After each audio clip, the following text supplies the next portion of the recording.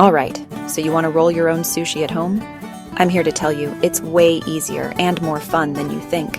Grab your sushi mat, a sharp knife, and let's dive in. First up, let's talk rice.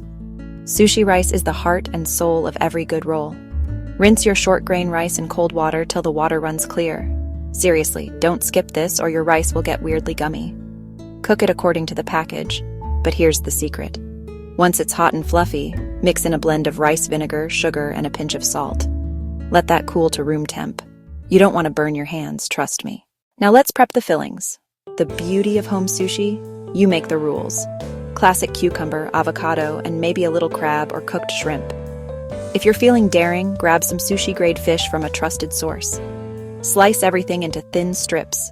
You want it to roll up neatly. Next, lay out your bamboo sushi mat and plop a sheet of nori, shiny side down. Wet your fingers. This is non-negotiable. Spread a thin layer of rice all over the nori, leaving about an inch bare at the top.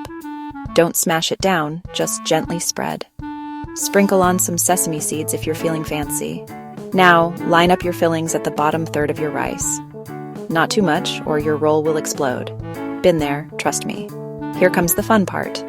Lift the mat and start rolling away from you, tucking the fillings in with your fingers as you go. Squeeze the mat gently to shape, then keep rolling till you hit that bare edge. A little water on the end seals the deal. Grab your sharp knife, wet it too, and slice your roll into bite-sized pieces. Wipe the blade between cuts for those beautiful clean edges. Plate it up, maybe with a dab of wasabi, some pickled ginger, and a splash of soy sauce. And there you go.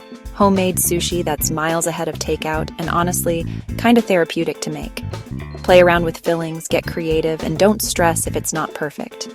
The best sushi is the one you made yourself. Now, go roll yourself another one. You've earned it.